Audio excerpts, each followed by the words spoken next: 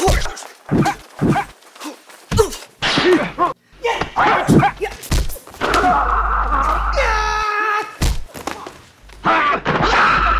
I'm here to show you.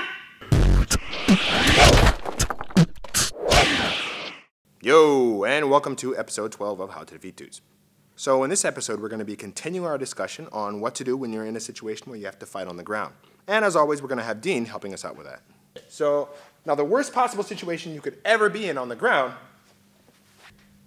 Oh, sorry. Dean, go ahead and mount me, dude. Don't act like nobody's ever told you that before. Okay, so this is just the worst possible situation you could be in. You know, maybe you can protect your face, but the fact of the matter is you're giving them your spine, and in terms of defending yourself, you're more or less completely useless. You know, I mean, you can't use your arms, you can't actually see them. I know it's hard, I know it's really scary, I know it might even be painful if they're hitting you in the face, but you have to do whatever you can to be on your back. Because now at least you can see them, you can hit back, you can block if you have to, and there's other options that you can do, which we're going to discuss in this show. Okay, so the first situation I want to look at, just because I've had a lot of women actually ask me about this one, is what to do if you're down like this, and then they're actually holding both of your hands down. So Dean, if you would, and you're down like here. Now, I know that from here it seems like you're completely defenseless, but in actuality you're not. One, because you've got your voice. So from here, you know, the first and best thing you could do is just yell and scream your head off, make as much noise as you possibly can, and keep fighting.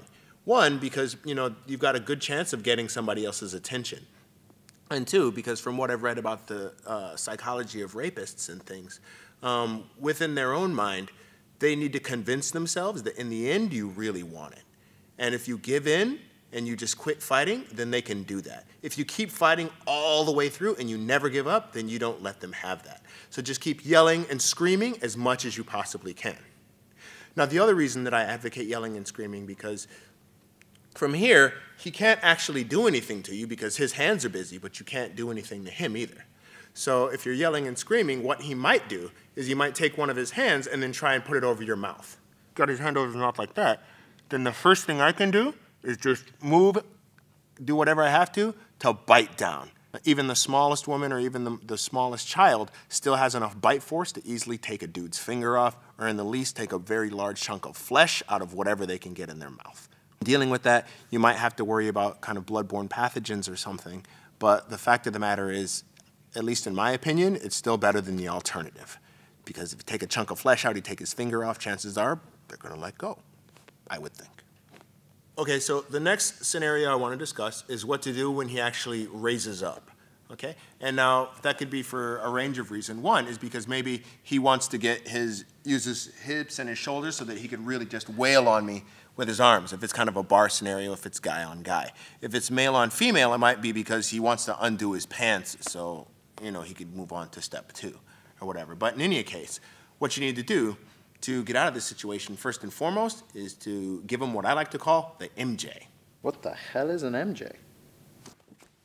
Oh! That is what I like to call the MJ. You don't have to do the sound effect if you don't want to. All I did is from here, I was laying down, and if you look at my legs, from there, I just lifted up my legs like this, and then I'm just gonna bump with my hip as hard as I possibly can. In doing so, it forces his energy forward, and it forces his center of balance forward, so he has to use his arms to catch his balance. Basically, anytime they raise up to hit, you can just keep doing it over and over again. Now, you can't do that all night, so we're gonna move on to other options from there. But that is step 1, and if you can't remember anything else, please remember the MJ, for starters. Step 2, after you've already given them the MJ, from here, what you're going to do is you're gonna take this hand, and it's gonna go outside like this, and then you're gonna try and lock it up above the elbow. From here to compromise his structure like that. From here, you're gonna take your other hand like this, reach up around his head, but I've even got my hands locked like this, and then I'm just holding him from here. So now he might be able to hit me in the ribs with that other arm, but not too forcefully. So, and he can't use this arm at all, and he can't do too much of anything else. And I can still continue to keep screaming and yelling until I can get attention. So if you could remember to get to here, then again, at least you can hold things off until somebody can come to help you. Let's say that you've already got them here, and you're more or less just holding them there. So the very first thing you need to do is come around to take a look at my right leg. What I'm gonna do from here is I lift up like this, and then I'm gonna lock it like this.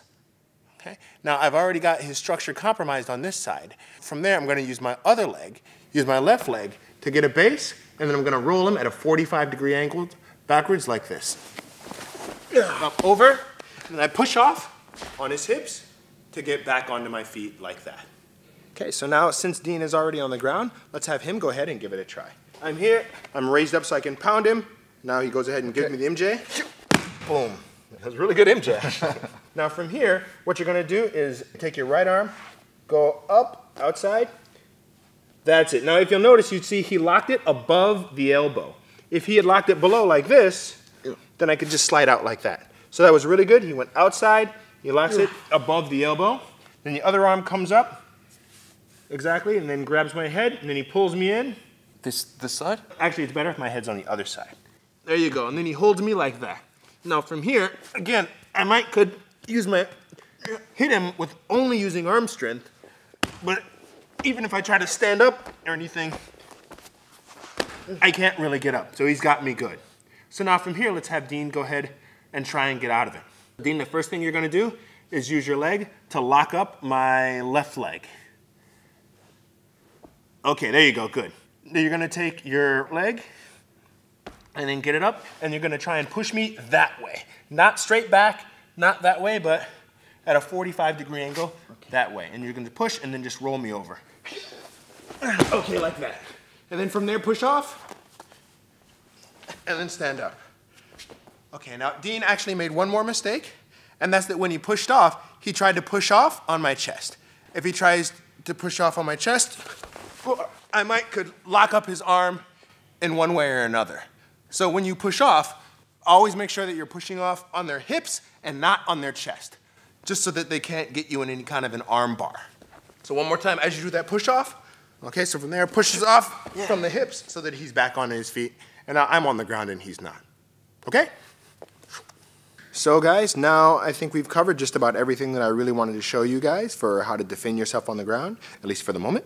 And if there's anything that I'd really like to say in summation, 99% of the time, there's always something you can do to fight back, you know, if you know how, or if you're trained, or even if you just absolutely refuse to give up. And that's the most important thing. Please, please, please don't give up. Keep fighting. Oftentimes, the guys who do really bad things to women like that, they do so because, you know, in their own mind, they've convinced themselves that the woman really wants it. So, and you have to show them that you don't. You got to keep fighting. Or in the case of guys on guys, oftentimes they're just bullies or whatever, and you just can't let them get away with it. You can't let them do that to you. So no matter what, just keep fighting, man, and just, you know, don't throw in the towel. That's all the advice that I have to give. As always, train, train, train, and hope to see you next time. This is Chuck Johnson. Yosh.